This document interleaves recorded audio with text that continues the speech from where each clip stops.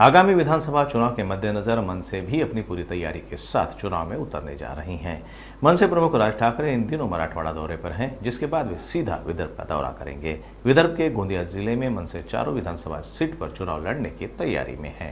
महाराष्ट्र नवनिर्माण सेना के क्षेत्रीय उपाध्यक्ष आनंद हिम्बलवार की अध्यक्षता में गोंदिया जिले में विधानसभा चुनाव के मद्देनजर कार्यकर्ता पदाधिकारियों की बैठक बुलाई गई। इस बैठक के बाद मीडिया को दिए अपने बयान में हिम्बलवार ने बताया कि मनसे गोंदिया जिले की सभी 4 विधानसभा सीटों पर चुनाव लड़ेगी। जिले की सभी समस्याओं को गंभीरता से लेते हुए मनसे ने जिले के विकास के लिए सभी सीटों पर चुनाव लड़ने का फैसला लिया है। मनसे प्रमुख राज ठाकरे मराठवाड़ा का दौरा पूरा कर जल्द ही विदर्भ के दौरे पर आने वाले हैं। इस दौरान वे गोंदिया जिले का भी दौरा करेंगे। इसकी जानकारी भी हिम्बलवार ने दी। हो, आम्ही 4ही लढणार आहे।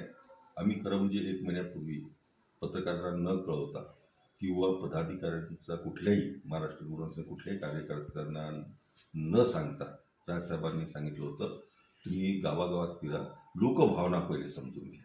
त्याच्यानुसार आम्ही सर्वे केलेला आहे आणि त्या माध्यमातून आम्हाला जो विश्वास मिळाला, कारण इथे गोंदिया सारख्या समृद्ध जिल्ह्यात खूप समस्या आहे, बेरोजगारी प्रचंड प्रमाणात आहे। आश्चर्याची गोष्ट आहे की एवढ्याच समृद्ध गोंदियामध्ये बेरोजगारीचं इतकं मोठं प्रमाण आणि कुठलीही इंडस्ट्री इथे आली नाही, फक्त अडाणीची आहे। त्यातही त्यांनी स्थानिक लोकांना रोजगार दिलेला नाही आहे। शेतकऱ्यांचे प्रश्न आहे, त्यांच्या धान्याला भाव नाही। शेजारच्या राज्यामध्ये MP मध्ये चांगला भाव आहे आणि महाराष्ट्रातच अशी का वागणूक शेतकऱ्यांना, हा प्रश्न शेतकऱ्यांचा आहे। कामगाराचे प्रश्न आहे, त्यांची अशी भावना झालेली आहे की प्रत्येक पक्ष आम्ही इथे प्रत्येक पक्षाची सत्ता बघितली आहे, आम्हाला कोणीही आतापर्यंत न्याय दिलेला नाही। आता त्यांना आशा फक्त राजसाहेब ठाकरेंविषयीच आहे। त्यांचं म्हणणं आहे राजसाहेबांनी या गोंदियाचंच नाही तर महाराष्ट्राचं नेतृत्व करायचं आणि त्या माध्यमातून आम्ही तुमचे लोकप्रतिनिधी निवडून देऊ।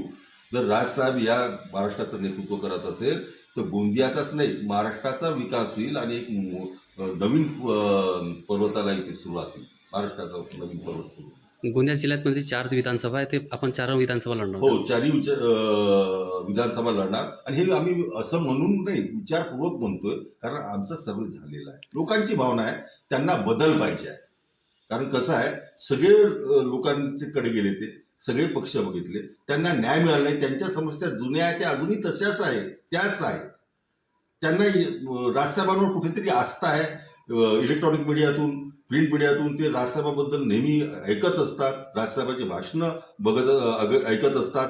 त्या माध्यमातून त्याला कुठेतरी राजसाहेबांविषयी आशा आहे की हे एक आहे नेतृत्व महाराष्ट्राचं, का हे महाराष्ट्राच्या समस्या सोडू शकतील, शेतकऱ्याला न्याय देऊ शकेल, कामगारांना न्याय देऊ शकेल। या राज्यातलीच नव्हे, गोंदियातलीच नव्हे तर राज्यातली बेरोजगारी दूर करण्यास फार मोठं पाऊल उचलेल आणि त्याच्यामुळे राजसाहेबांवर त्यांचा प्रचंड विश्वास आहे आणि त्यांना एक वेळा राजसाहेबांची सत्ता अनुभवायची आहे। राजसाहेबचा दौरा केव्हा आहे? राजसाहेबांचा लवकरच दौरा होणार आहे। ऑलरेडी साहेब दौऱ्यावर